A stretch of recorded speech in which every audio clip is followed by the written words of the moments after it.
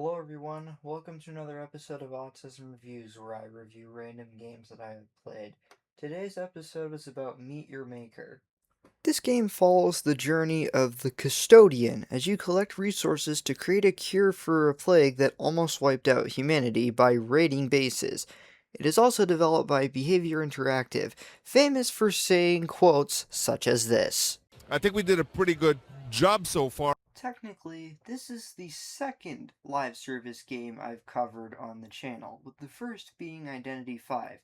I don't usually like to do live service games because there's always the chance they'll get shut down. Like, example, I was going to do a review on High Guard, but, that game shut down because of Concord Syndrome. It's not fun to make a live service game in 2026, is it? Alright, let's actually get on with the video. Trying to make jabs at the Game Awards host aside, this game is similar to pretty much every FPS in existence. Well, except you die in one hit to pretty much everything you come across. But the good news is that you can counter it, because the traps that appear in each base, you can destroy in one hit. So it's more of a double-edged sword.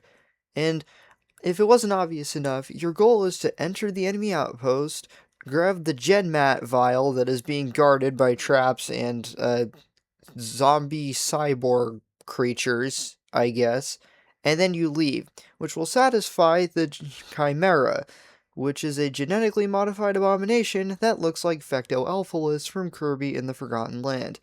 Oh, and you can also create your own base for other players to raid, but obviously you wouldn't want them to raid them, well, your base, and if they do raid it, you want to stop them.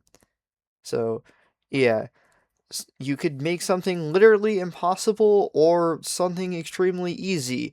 The only limits is that you actually have to make a functioning path for this little loader guy right here that I've destroyed probably too many times in the gameplay footage.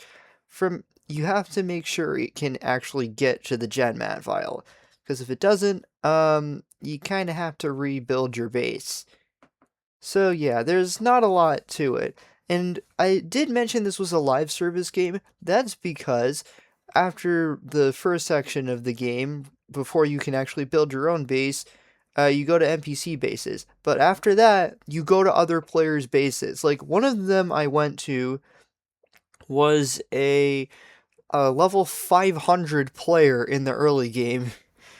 Yeah, this game's matchmaking is a little weird, but I beat it on my third try. That's fun. When you die, you don't actually lose any resources. What actually happens is that you just restart at the beginning, or like a revive pad if you place one down. But yeah, but if you have a GenMat vial, you do lose that. So yeah, that's basically it. But would I recommend Meet Your Maker? I mean, sure, I guess. Live service games don't usually last long unless they've made their audience, like another game by Behavior Interactive that I've talked about way too much, but you probably know what I'm talking about, or you don't. But, yeah, I thought it was fun. The concept's really interesting, but being a live service game, it does suffer from probably eventual player starvation, and then it'll shut down.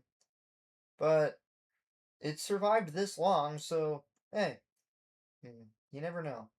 As for where it goes in the tier list, I'll give it a B tier. It's certainly not bad, and like I said, the concept is amazing, but I feel like there just could be more to it. I don't know why. The game feels empty to me. Like, obviously there's a bunch of stuff to do, but there's gotta be more, right? But, who knows.